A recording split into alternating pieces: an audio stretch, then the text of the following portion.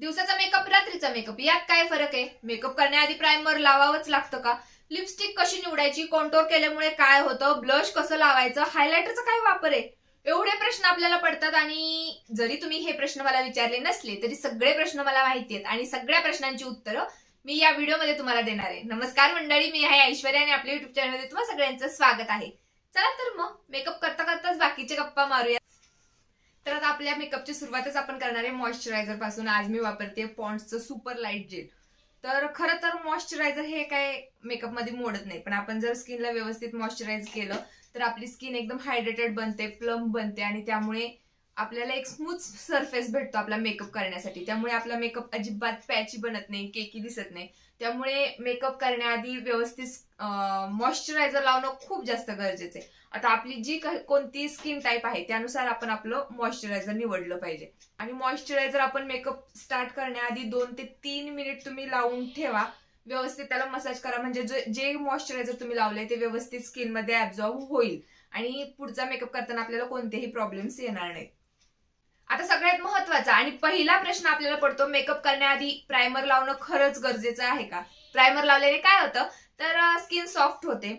Makeup आणि skin यामध्ये एक लेअर तयार होतो, त्यामुळे कोणतेही मेकअप प्रोडक्ट जे आपण स्किनवरती अप्लाय करणार आहे त्याचा कोणताच साईड इफेक्ट आपल्या स्किनवरती होत नाही. मेकअप आणखी जास्त फ्लोलेस दिसण्यास मदत होते, थोडासा लॉंग लास्टिंग सुद्धा बनतो. तर हे प्रायमरचे फायदे आहेत. त्यामुळे मेकअप करण्याआधी प्रायमर लावणं ही चांगलीच गोष्ट आहे. पण एखाद्या वेळेस जर तुमच्याकडे प्रायमर नसेल तर मात्र एखादं छानसं मॉइश्चरायझर तुम्ही लावलं, त्यावरतीच तुमचा मेकअप स्टार्ट केला तरीही चालू शकतं. आणि जर तुम्ही एखादा मॉइश्चरायझर प्रायमर घेणारच असाल तर चांगल्या क्वालिटीचा प्रायमर तुम्ही सिलेक्ट करा. कोणतंही खराब प्रायमर जर तुम्ही घेतलं तर तुमचा मेकअप आणखी जास्त खराब दिसेल. त्यामुळे घेणार असाल तर चांगलं घ्या, नाही तर स्किप केलं तरीही चालेल. तर आज मी इथं वापरते इंडल्जियाचं रोज गोल्ड ऑइल. खूप छान प्रायमरचं काम करतं, एकदम ग्लोई मेकअप दिसतो यामुळे. जर आपली कॉम्बिनेशन स्किन असेल किंवा ड्राय स्किन असेल तर हे प्रायमर आपल्या स्किनवरती मस्त काम करतं. जर ऑइली स्किन असेल तर त्यासाठी वेगळे प्रायमर्स आहेत, ते तुम्ही परचेस करू शकता. हे जे प्रायमर आहे मॉइश्चरायझर प्रायमर दोन्हीचंही काम करतं, त्यामुळे एकदम हायड्रेटेड स्किन बनते आणि एकदम फ्लोलेस मेकअप दिसण्यास सुद्धा मदत होते. डोळ्याखालची जी आपली स्किन आहे ती आपल्या या स्किनच्या तुलनेत थोडीशी जास्त ड्राय असते, त्यामुळे आपण पावडरिंग केल्यानंतर इथे जास्त ड्रायनेस दिसतो. त्यामुळे डोळ्याखाली सुद्धा व्यवस्थित प्रायमर मॉइश्चरायझर आपल्याला लावून घ्यायचंय. आपली जर ऑइली स्किन असेल आणि त्यावरती आपण खूप जास्त ऑइली प्रोडक्ट अप्लाय केले तर आपला मेकअप फिक्स होत नाही, ट्रान्सफर प्रूफ राहत नाही. त्यामुळे जर ऑइली स्किन असेल त्या टाईपचे मॉइश्चरायझर प्रायमर तुम्हाला निवडायला लागतील. आता दुसरा प्रश्न बऱ्याच जणांना पडतो, कलर करेक्टर म्हणजे काय? कोणी वापरायचं? कोणता कलर निवडायचा? आणि करणं खरंच गरजेचं का? तर कलर करेक्टर म्हणजे दुसरं तिसरं काही नसतं, एक कन्सिलर असतं आणि त्याचा आपल्याला वेगवेगळा कलर निवडायचा असतो.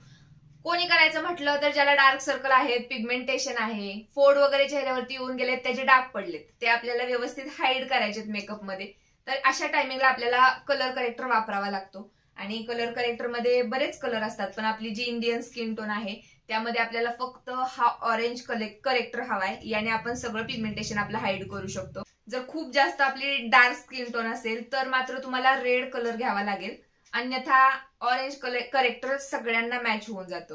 आता हे का लावायचंय तर बऱ्याचदा आपण बघतो की मेकअप आपण केलाय, तासभर तो मेकअप खूप छान दिसतो, पण त्यानंतर काळा पडायला लागतो. डोळ्याखाली काळा दिसतो, ओठांच्या कडेने काळा दिसतं, या भागामध्ये आपला मेकअप काळा दिसतो. तर आपण विचार करतो की मेकअप करण्याआधी मी छान दिसत होते आणि मेकअप केल्यानंतर हे भलतंच काहीतरी दिसायला लागले. तर ते कशामुळे होतं? आपण कलर करेक्टर व्यवस्थित वापरलेलं नाही. आता स्किनचा सगळीकडे कलर एक नाहीये, त्यामुळे एक फाउंडेशन लावलेलं सगळीकडे सेम दिसणार नाहीये आणि ज्या ठिकाणी फाउंडेशनचा कलर मॅच होत नाही तिथे ते ग्रे पडायला लागतं, काळं पडतं.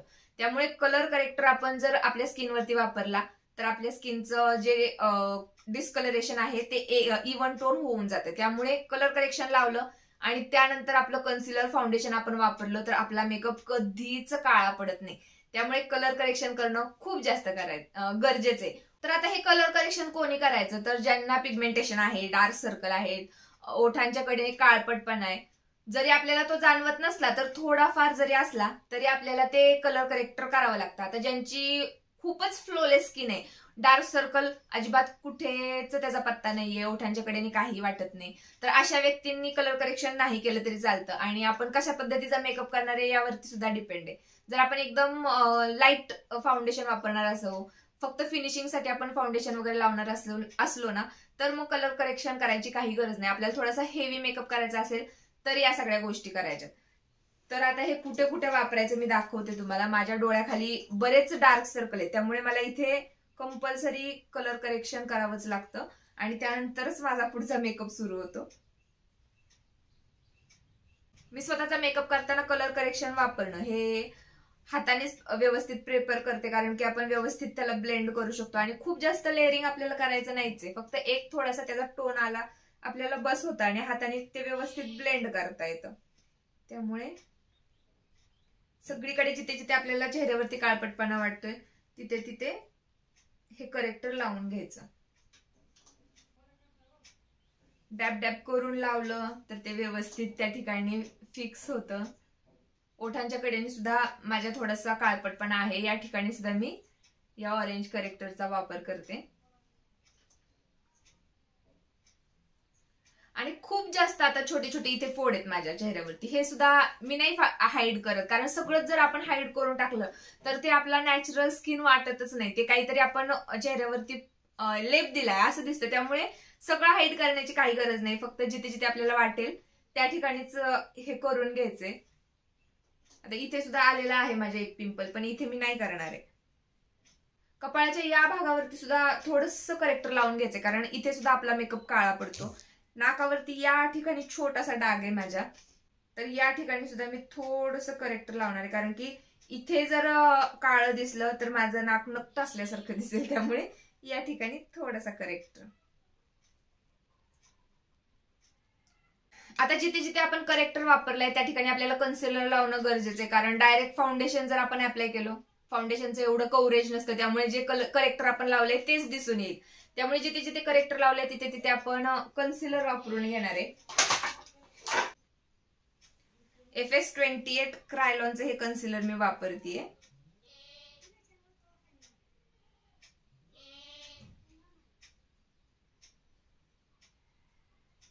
आता ज्या ज्या ठिकाणी मी ऑरेंज करेक्टरचा वापर केलाय त्या त्या ठिकाणीच मी फक्त हे कन्सिलर लावून घेणार आहे.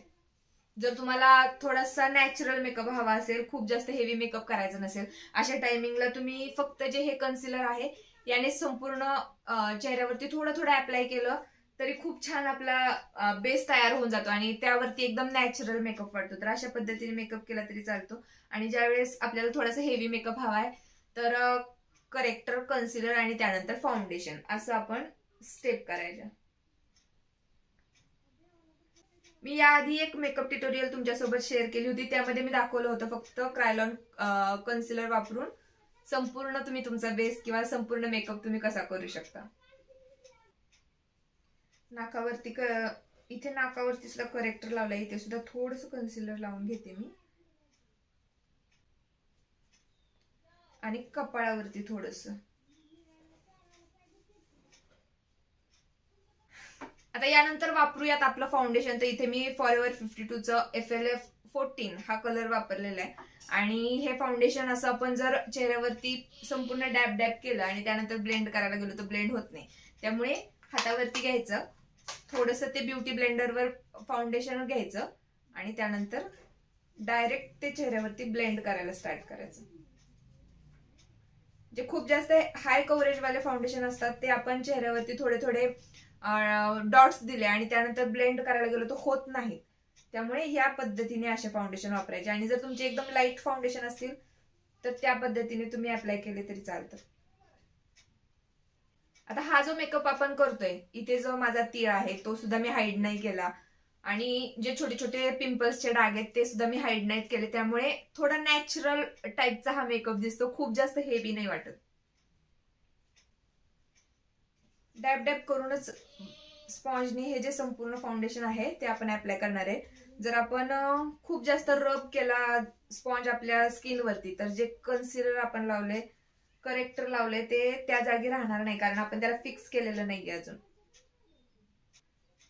ज्या ठिकाणी आपण कलर करेक्टर कन्सिलर वापरलं नाही त्या ठिकाणी आपण अशा पद्धतीने जरी आपलं फाउंडेशन लावलं तरी काही फरक पडणार नाही, पटपट ब्लेंड करता येईल.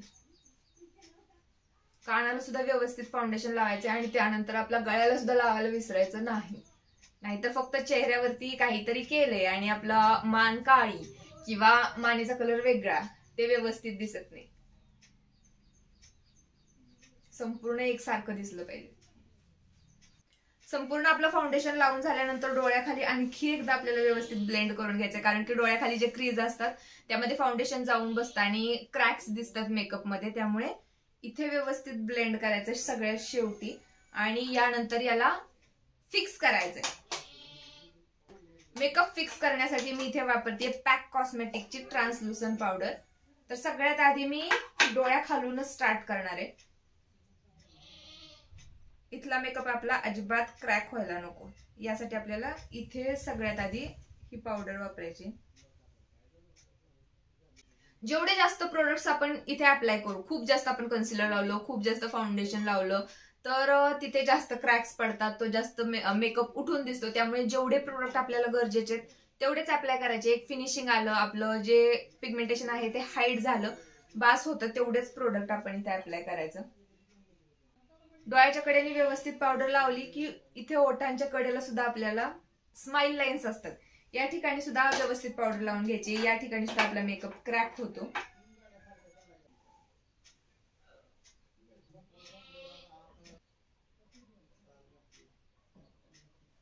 मी आता इथे मेकअप फिक्स करण्यासाठी ट्रान्सलुसंट पावडरचा वापर करते, पण यामध्ये सुद्धा 4 प्रकार आहेत. Translucent powder, loose powder, compact powder आणि बनाना पावडर. या चारीपैकी आपण कोणतंही यूज करू शकतो. ट्रान्सलुसंट पावडर आहे, यामध्ये कलरचा जास्त इफेक्ट होत नाही, कारण ट्रान्सलुसंट आहे. आपण फाउंडेशन वरती अप्लाय केली तर आपल्या फाउंडेशनचा कलर तसाच राहतो. लूज पावडर घेतली तर आपल्या कलर टोनला मॅच होणारी पावडर आपल्याला घ्यावी लागेल. कॉम्पॅक्ट पावडरचंही तसंच आहे, आपल्या स्किन टोनला मॅच होणारी कॉम्पॅक्ट पावडर आपल्याला घ्यावी लागते.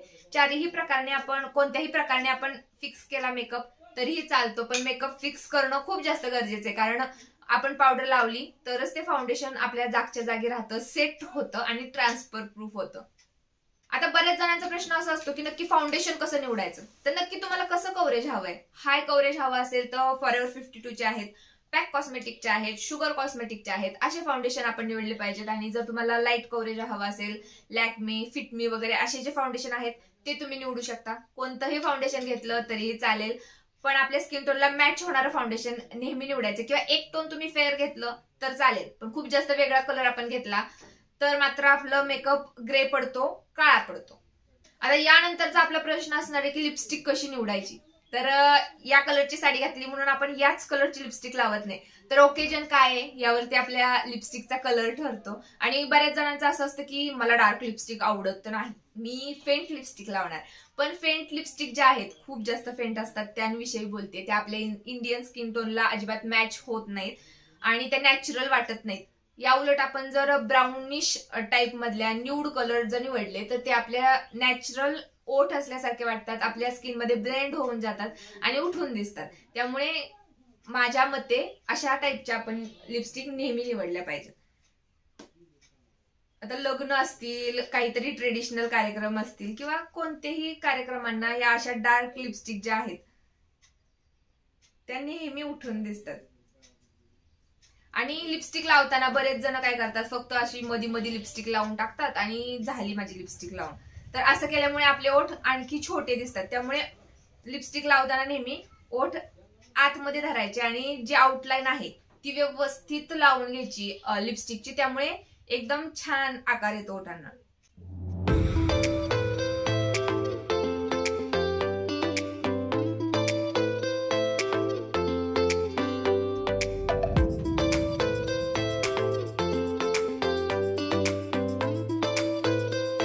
यापुढे बोलूयात आपण कॉन्टोर विषयी. तर बऱ्याच जणांना असं वाटतं की कॉन्टोर केलं तर चेहरा काळा दिसतो किंवा कॉन्टोर केल्याने काय होतं हेच बऱ्याच जणांना माहिती नाहीये, किंवा कॉन्टोर कसं करायचं या सगळ्या गोष्टी आता मी तुम्हाला सांगते. तर कॉन्टोर करण्यासाठी आपल्याला एक आपल्या स्किन टोन पेक्षा डार्क कलरचं तुम्ही क्रीम कॉन्टोर घेऊ शकता किंवा पावडर कॉन्टोर घेऊ शकता. तर इथे मी पावडर कॉन्टोर घेतलाय. आपली स्किन टोन जो आहे त्यापेक्षा डार्क शेड आपल्याला कॉन्टोर करण्यासाठी वापरायचा. आता कॉन्टोर केल्यामुळे काय होतं तुम्हाला दाखवते मी. आता जे माझं नाक आहे या ठिकाणी जर मी थोडासा डार्क कलर घेतला कॉन्टोरचा आणि तो अप्लाय केला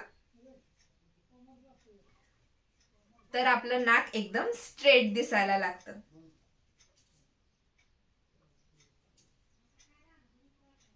एक गोष्ट लक्षात घ्यायची, ज्या ठिकाणी आपण डार्क कलरचा कॉन्टोर किंवा डार्क कलर वापरलाय त्या ठिकाणी आपली स्किन आतमध्ये दिसणारे एक शॅडो तयार होणार आहे. त्यामुळे स्किनचं टेक्स्चर कसं हवंय त्यानुसार तुम्ही कॉन्टोर केलं पाहिजे. आता काळं दिसतं का तर याचा प्रश्न आहे. तुम्ही फक्त फाउंडेशन लावलं, करेक्टर केलं, आपल्या स्किन मध्ये टेक्स्चर आहेत, कलर वेगवेगळे आहेत आणि हे आपण कलर करेक्टर केलं, फाउंडेशन लावलं, सगळी स्किन आपली एकसारखी दिसते आणि मग त्याच्यामध्ये काही टेक्स्चरच नाहीये, काय चढ उतारच नाहीये तर ती स्किन बघायला चांगली वाटत नाही. तुमचे जे चेहऱ्यावरचे पार्ट्स आहेत ते हायलाइट होत नाहीत. त्यामुळे कॉन्टोर करणं ना मेकअप करण्यात खूप जास्त गरजेचं आहे. खूप बदल दिसतो चेहऱ्यामध्ये, त्यामुळे व्यवस्थित कॉन्टोर करायचंय.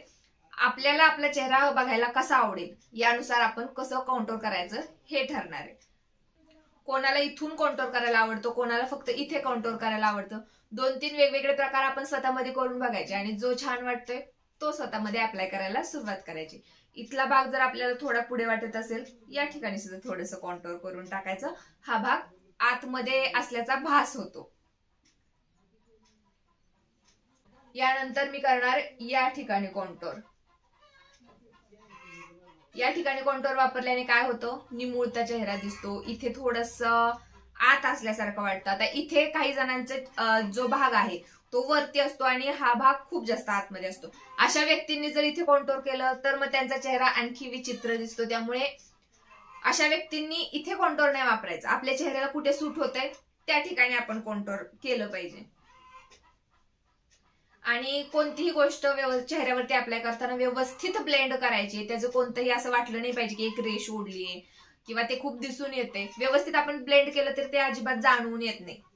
त्यामुळे त्याला थोडासा टाइम देऊन व्यवस्थित ब्लेंड करून टाकायचं. खूप जास्त उठून नाही दिसलं पाहिजे.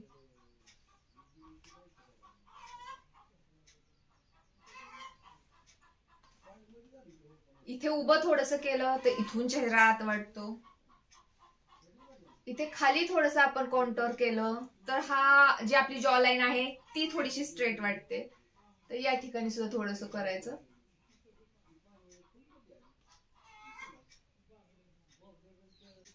आणि या ठिकाणी मला थोडंसं करायला आवडतं कारण इथे जर मी कॉन्टोर केलं तर माझा थोडासा उभा चेहरा वाटतो. जर तुमचं कपाळ मोठं असेल या ठिकाणी सुद्धा कॉन्टोर करायचं. कपाळ थोडंसं लहान असल्यासारखं वाटतं.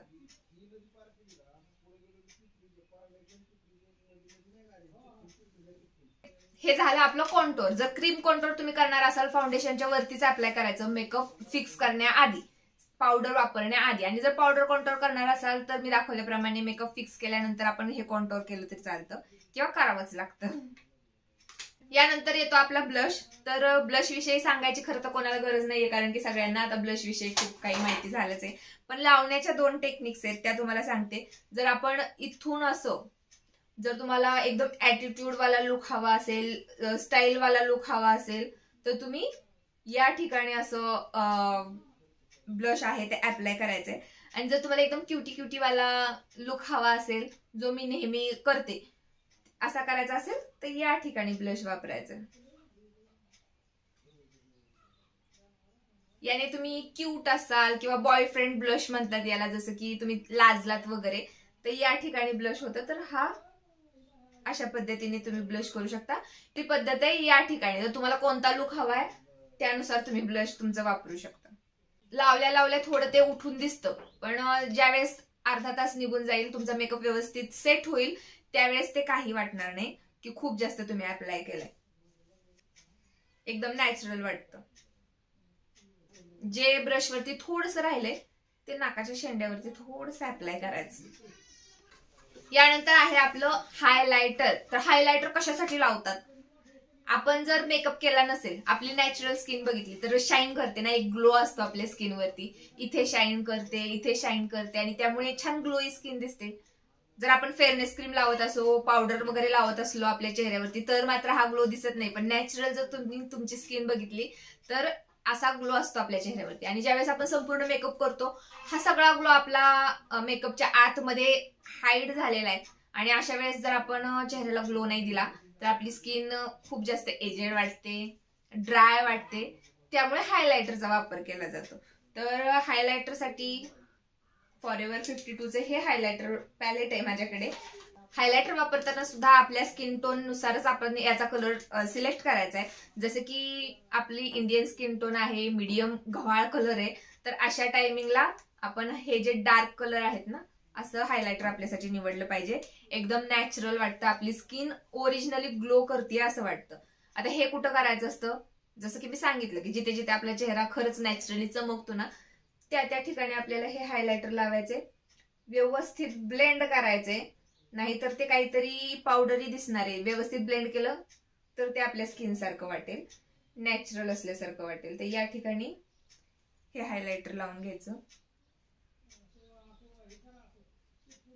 जर उन्हाळा असेल, खूप घाम येत असेल, अशा वेळी आपली स्किन मेकअप केला तरी शाईन करते. त्यामुळे उन्हाळ्यात किंवा दिवसाचा कार्यक्रम वगैरे असेल तर थोडंसं कमी हायलायटर वापरायचं आणि रात्री किंवा ज्या टायमिंगला आपल्याला घाम वगैरे येत नाही ना त्या टायमिंगला आपण व्यवस्थित भरपूर हायलायटर लावलं तर चालतं. तुम्ही हायलायटर लावल्यावर थोडंसं यंग असल्यासारखं वाटतं, त्यामुळे हायलायटर व्यवस्थित अप्लाय करायचं. इथे ओठांच्या वरती सुद्धा थोडंसं, हनवटीवर हवं तर थोडंसं लावा आणि कपाळावरती थोडंसं.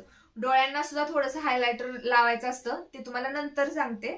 आता एवढंच करून घेऊया. नाकाच्या शेंड्यावर लावले, इथे थोडंसं लावले. हा तर आता आपला संपूर्ण बेस तयार झालाय. आता फक्त डोळ्यांचा मेकअप राहिलेला आहे. तर आपण काही गेस्ट म्हणून कोणत्या कार्यक्रमाला वगैरे जाणार असलो तर काही खूप हेवी मेकअप करत नाही, किंवा मेकअप असा करतो पण डोळ्यांचा मेकअप काही आपण हेवी करत नाही. एकदम नॅचरलच आपल्याला डोळे ठेवायचे असतात, कारण की आपल्याला मेकअप सुद्धा नॅचरलच हवाय. आपले स्वतःचे कार्यक्रम असतील अशा वेळेस आपण कशा छान छान आय मेकअप क्रिएट करायचे ना त्यावरती आपण सेपरेट व्हिडिओ बनवूयात. तर आता सध्या एक नॅचरल आय शॅडो लावण्यासाठी हे मी पॅलेट घेतले आणि जो हा ऑरेंज शेड आहे तो मी बोटावरती घेऊन थोडासा असा अप्लाय करणार आहे आणि त्याला व्यवस्थित ब्लेंड करून टाकणार आहे.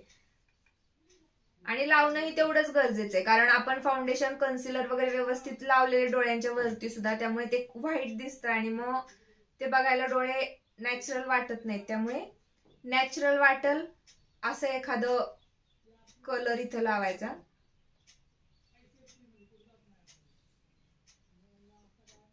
आणि जे आयशॅडो आपण वरती लावले डोळ्यांच्या खाली सुद्धा थोडंसं लावून घ्यायचं आणि ते सुद्धा लावणं गरजेचं आहे, नाहीतर तरी सुद्धा आपले डोळे नॅचरल वाटत नाही.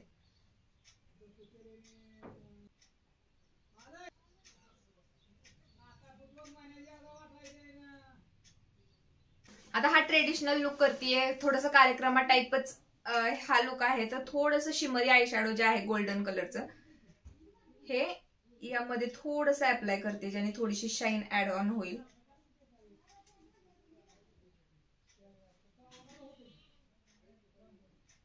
डोळ्यांना हायलायटर लावायचं हे जे तुम्हाला मी म्हटलं होतं ते सुद्धा मी इथे हाताने अप्लाय करणार आहे. या ठिकाणी अजिबात ब्रशचा वापर करायचा नाही. थोडंसं हायलायटर बोटावरती घ्यायचं, आयब्रोच्या या ठिकाणी लावल्यानंतर व्यवस्थित ब्लेंड सुद्धा करायचं. आणि जिथे आपले डोळे सुरू होतात इथे थोडंसं हायलायटर लावायचं, एकदम डोळे ओपन असल्यासारखे आपले वाटतात. यानंतर आपण लावूयात आय लायनर. तर इथे मी जेल लायनर वापरतेय. पर्सनली मला जेल लायनर लावायला खूप आवडतं.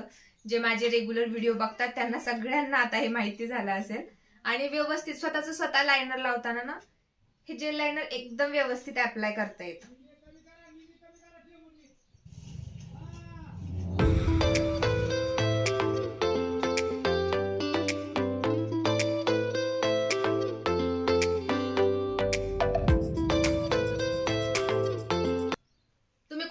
मेकअप केला नाही केला तरी आयलाइनर लावायला कधीच विसरायचं नाही. आयलाइनर लावल्याने ना एकदम डोळे उठून दिसतात, चेहऱ्याला एक छान लुक येतो. त्यामुळे फक्त आयलाइनर लावून आपण कुठेतरी गेलो ना तरी पण आपल्याला एक छान लुक तयार होतो. यानंतर आपण थोडासा मस्कारा लावणार आहे. मी लावून ऍक्च्युअली घेतलेलाच आहे. तर हा मी मस्कारा ब्लू हेवनचा वापरला. त्यानंतर मेकअप कम्प्लीट झालाय आपला. आपण फिक्सर वापरणार आहे. फिक्सर वापरल्यामुळे काय होतं, जे आपण मेकअप फिक्स करण्यासाठी पावडर वापरलीये तो पावडर इफेक्ट सुद्धा संपूर्ण निघून जातो. आपला मेकअप लॉंग लास्टिंग राहायला मदत होते. त्यामुळे थोडासा मेकअप फिक्सर वापरायचा, त्याला थोडंसं ड्राय होऊन द्यायचं आणि आपण रेडी. एक छोटीशी टिकली लावून घेते.